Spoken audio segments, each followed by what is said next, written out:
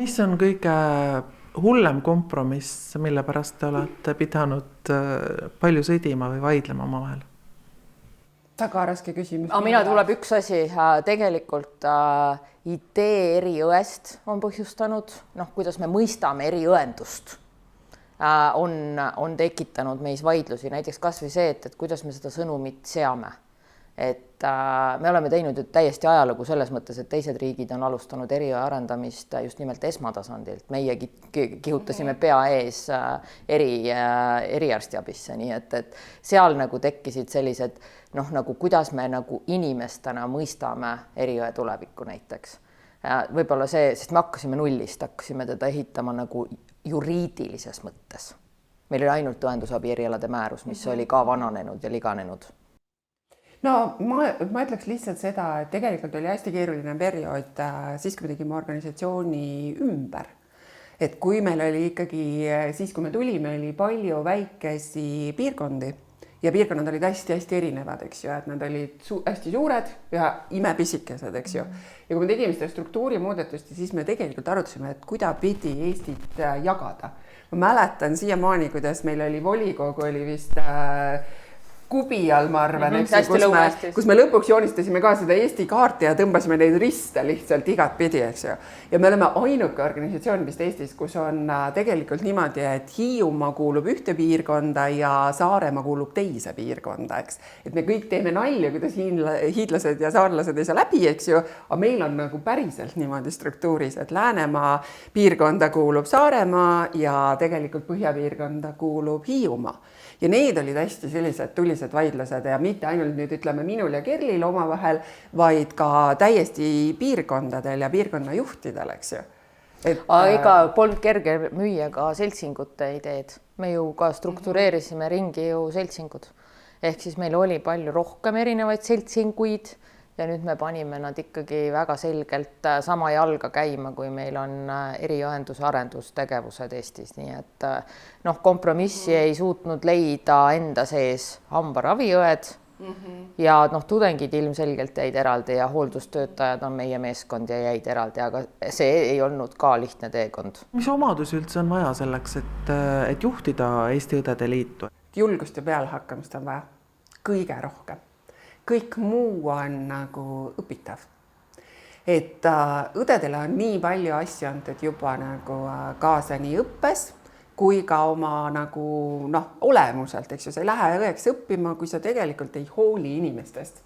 Et see hoolivus on olemas, teadmised on olemas tegelikult, sa võib-olla ei ole kõiki oma teadmisi kasutanud selles võtmes, kui sa saad kasutada, eks ole, Õdede Liidus, aga ikkagi see julgus minna ja tegelikult öelda, rääkida, avaldada arvamust, ka siis, kui see on täiesti risti vastupidine kõikide teistega, eks ju.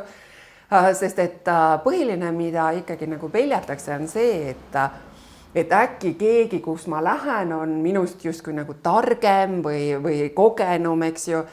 Viimane kord me olime just Sotsiaalministeeriumis ühel koosolekul, kus ka olime siis ühe nagu Õdede Liidu esindajaga koos ja oli juttu sellest, et ma tahaks ka öelda, et aga ma ei ole veel kogenud või et ma veel ei oska või et kuidas see oskus tuleb, kui sa tegelikult ei proovi, eks. Et sellepärast ma ütlen, et kui on nagu julgust on, pealehakkamist on, sa ei karda seda, et tegelikkuses tuleb mingi asi, millest ma mitte midagi ei tea, siis sul ongi juba kõik asjad olemas. Võib-olla üks lihtne soovitus on, et pea alati meeles, et õenduses tead sina absoluutselt kindlasti rohkem kui ükskõik milline teine spetsialist seal laua taga. Ja kui sa seda nagu endaga kaasa võtad igale kohtumisele, siis tegelikult on kõik võimalik. Kõik on õpitav, et kui on mõni mõiste, mõni lühend, mida sa ei tea, ei tunne, kuuled esimest korda, guugelda, aitab alati. Ma arvan, et nendel inimestel, kes pole enne nagu sellises süsteemis olnud, nendel on tugev eelis, sest nad saavad kogu aeg küsida, miks. Ja kõik need, kes on harjunud seal laua taga istuma, nad peavad ka hakkama mõtlema, miks me tegelikult seda asja teeme nii, miks me ei tee teisiti, eks. Et sellepärast ma ütlen, et nagu see julgus lihtsalt olla, küsida, minna, teha, see on nagu kõige olulisem asi. Sest meil oli see julgus olemas see oli ka kindlasti üks põhjus, miks nagu Kerliga koos seda teha, et ta ei olnud selline hall hiirekene, kelle puhul ma oleks kartnud, et ta ei julge teha, eks ju. Ja põhimõtteliselt, kui sa nagu oled valmis, siis loomulikult, nagu Kerli ütles, paks nahk on eeliseks, aga sellel on ka harjumus kasvada, nii et õpitav seegi. Mina olen seda näidet toonud vist terve see 8 aastat, eks ju, et ma räägin kogu aeg korda. Et kui ma nagu tulin rektorist Õdede Liitu, siis meil oli pooleli Sotsiaalministeeriumiga esimese konsensusleppe allkirjastamine. See on see õdede leppe, eks ju, et kui palju neid vastu tuleb võtta. Ja see ei läinud ega läinud ega läinud. Ja siis ma tulin Õdede Liitu, ma hakkasin seda asja ajama siit poolt ja meil läks aega vist, ma ei tea, 3 või 4 kuud ja see lepe sai alla kirjutatud.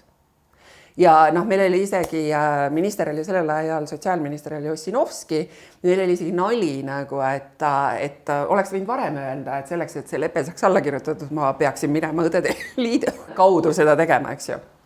Aga see on lihtsalt see ehe näide, et kui tuleb teine inimene, võtab ka mõne asja, millega meie siin oleme olnud nagu jännis, et ei saa seda viimast sammu, eks ju, tehtud. No tuleb, teeb ära. Aga otsime siis teie toolidele uusi tegutsejaid. Aitäh! Julgege kandideerida. Tulge, siin on väga äge.